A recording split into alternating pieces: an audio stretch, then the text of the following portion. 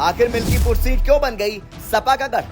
उपचुनाव टलने पर front foot पर खेल रही समाजवादी पार्टी। सपा और कांग्रेस ने चुनाव आयोग के फैसले पर क्यों उठाया सवाल? उत्तर प्रदेश की 10 विधानसभा सीटें रिक्त हैं। इन 10 में से 9 सीटों के लिए उपचुनाव कार्यक्रम का ऐलान चुनाव आयोग ने कर दिया है, लेकिन एक सीट बाकी रह गई है और वो सीट है अयोध्या की मिल्कीपुर।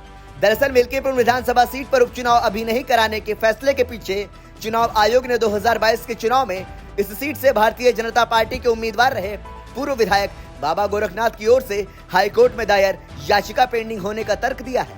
इसे लेकर समाजवादी पार्टी और कांग्रेस ने बीजेपी के खिलाफ मोर्चा खोलते हुए चुनाव आयोग पर भी निशाना साधा है। सपा प्रमुख अखिलेश यादव ने सोशल मीडिया प्लेटफॉर्म एक्स पर शायराना पोस्ट करते हुए लिखा, जिसने जंग टाली है समझो उसने जंग हारी है। वहीं सपा प्रवक्ता फखरुल हसन चांद ने चुनाव आयोग की ओर से दिया गया तर्क खारिज करते हुए आरोप लगाया कि इलेक्शन कमीशन बीजेपी के पक्ष में काम कर रहा है। उन्होंने कानपुर की सीसामऊ सीट का मामला भी कोर्ट में होने का जिक्र करते हुए कहा कि इरफान सोलंकी ने अपनी सजा को हाई कोर्ट में चुनौती दी है और ये याचिका भी अभी पेंडिंग है, लेकिन चुनाव आयोग ने इस सीट पर उपचुनाव का ऐलान कर दिया है। सपा प्रवक्ता ने चुनाव आयोग पर दोहरा रवैया अपनाने का आरोप लगाया है। वहीं यूपी कांग्रेस ने भी बीजेपी को निशाने पर लिया है। दरअसल यूपी कांग्रेस के प्रवक्ता अंशु अवस्थी ने कहा कि एक देश एक चुनाव का राग अलापने वाली बीजेपी उपचुनाव भी एक साथ नहीं करा पाई। मिल्कीपुर में 7 चुनाव न कराकर बीजेपी ने लोकतंत्र और संविधान की हत्या की है। उन्होंने इसे अयोध्या का अपमान बताते हुए कहा कि लोगों का मतदान का मौलिक अधिकार छीना गया है। मिल्कीपुर की जनता बीजेपी को बड़ी हार देकर हिसाब करेगी। आपको बता दें कि मिल्कीपुर विधानसभा सीट अवधेश प्रसाद के इस्तीफे से रिक्त हुई है, जो हालिया लोकसभा चुनाव में फैजाबाद सीट से सांसद चुने गए हैं। अब चुनाव आयोग के फैसले के बाद सपा से लेकर कांग्रेस तक मिल्कीपुर सीट पर अभी उपचुनाव नहीं कराने के फैसले को लेकर हमलावर हो गई हैं। दरअसल मिल्कीपुर विधानसभा क्षेत्र में सीएम योगी से लेकर बीजेपी के तमाम बड़े नेताओं के कार्यक्रम भी हो चुके हैं। ऐसे में बात सीएम योगी के इस सीट को अपनी प्रतिष्ठा से जोड़ लेने को लेकर सामाजिक समीकरणों तक की हो रही है। सवाल उठ रहे हैं कि मिल्कीपुर सीट के समीकरणों में ऐसा क्या है जो उपचुनाव टलने को लेकर सपा और कांग्रेस अब फ्रंट फुट पर आ गए हैं। इसे 4 पॉइंट्स में समझा जा सकता है। पहला, बीजेपी के लिए टफ सपा का गढ़। मिल्कीपुर विधानसभा सीट के पिछले चुनाव के नतीजे देखें तो यह सीट बीजेपी के लिए टफ नजर आती है। बीजेपी मिल्कीपुर सीट के लिए हुए 5 चुनावों में महज एक बार ही जीत सकी है। 4 बार उसे शिकस्त का सामना करना पड़ा है। शायद यही वजह है कि सीएम योगी ने पार्टी के सबसे टफ सीटों में से एक मिल्कीपुर के उपचुनाव को अपनी प्रतिष्ठा से जोड़ लिया है। ये सीट सपा का गढ़ रही है और पार्टी के उम्मीदवार 5 में से 3 चुनावों में मिल्कीपुर से जीते हैं। वहीं बसपा के खाते में भी मिल्कीपुर सीट एक बार आई है। दूसरा, जातीय समीकरण सपा के मुफीद। मिल्कीपुर विधानसभा सीट के जातीय समीकरणों की बात करें तो यह सपा के मुफीद है।